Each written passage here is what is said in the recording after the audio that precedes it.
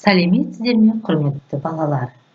Көне түркі жазбалары және қазақ жазуы орфография бөлімі бойынша біздің бүгінгі өтетін сабағымыздың тақырыбы түркі жазба ескерткіштері ортақ мұра. Сабағымыздың оқу мақсаттары публицистикалық және ғылыми стиль ерекшеліктерін қолданылған тілдік құралдар арқылы тану, тақырып бойынша бас әріппен жазылатын күрделі құрама атауларды орфографиялық нормаға сай жазу. Бағалау критерийлері. Тілдік құралдар арқылы стиль ерекшеліктерін таниды. Бас әріппен жазылатын күрделі құрама атауларды орфографиялық нормаға сай жазады. Түркі жазба ескерткіштері ортақ мұра тақырыбындағы берілген мәтіндерге назар аударайық. Бірінші мәтін. Тамыры бір тектен тараған туысқан түркі халықтары осы күні Еуразия құрлығының алып бөлшегінде өмір сүреді. 40-тан астам түркі тектес халықтардың тарихы ғана емес, тағдыры да ортақ.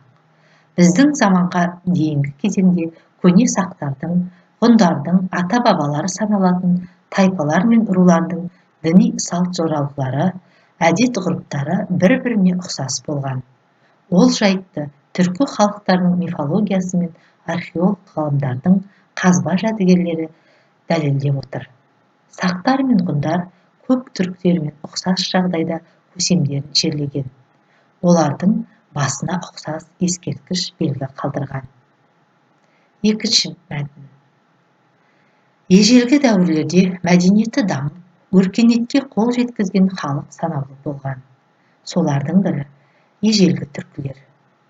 Түркілердің жоғарыдағы жетістіктерінен бөлек, ауыз әдебиеті мен жазу мәдениетін мақтанышпен айтуымызға болады.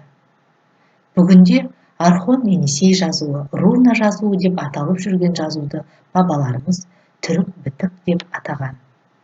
Қытайдың солтүстігінен Еуропаның шығысына дейінгі ұлан-ғайыр жерді мекендеген туыстас тайпалар осы көне түркі тілінде түсінісіп хат алмасқан. Оған дәлел Еуразияның әр тарапынан табылып жатқан жазба ескерткіштер, ондағы мағыналы жырлар мен даналық сөздер. Қазақ ғалымдарының қажырлы еңбектерінің нәтижесінде көне түркі тілінің мемлекеттік тіл болғандығы және тіліміздің сол дәуірлерде кеңінен таралғандығы, өзіндік алфавиті мен тілдік заңдылықтарының болғандығы дәлелденіп отыр.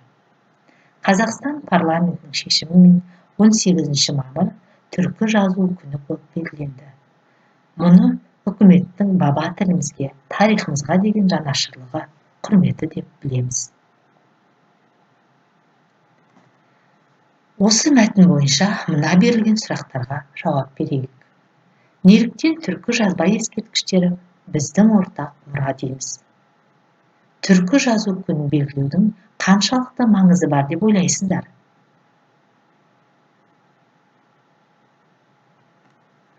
Бірінші тапсырма.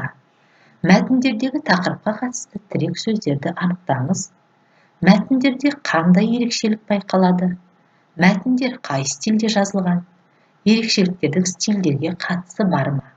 Осы сұрақтарға жауап берейік. Дескрипторлары берілген. Сонымен бірге, біз бүгінгі сабағымызда әдеби тіл нормалары бойынша бас әріппен жазылатын тіркесті жалқы есімдерге тоқталамыз. Агенттіктердің, радио, телекомпаниялардың аттары бас әріппен жазылады. Мысалы, Қазақ радиосы. Мемлекеттік мекемелердің күрделі атауларының әрбір сөзі бас әріппен жазылады. Мысалы, министрлер кабинеті. Мемлекеттік біркелкі мекемелердің, ұйымдардың, институттардың күрделі аттарының бірінші сөзі бас әріппен жазылады. Мысалы, ғылым академиясы. Осындай атаулардың алдында солардың қосалқы анықтауыштары болуы ықтимал. Олардың бірінші сөзі де бас әріппен жазылады. Мысалы, мемлекеттік академиялық үлкен театр. Екінші тапсырма. Бас әріппен жазылатын күрделі атауларға мысалдар жазамыз. Бірінші бағанда мемлекеттердің қысқарған атаулары, агенттіктердің, радио, телекомпаниялардың аттары, мекемелердің, ұйымдардың, институттардың, мұражайлардың атаулары, қосалқы анықтауыштары бар мекеме, ұйым атаулары, бас әріппен жазылатын біріккен жалпы есімдер жазылған.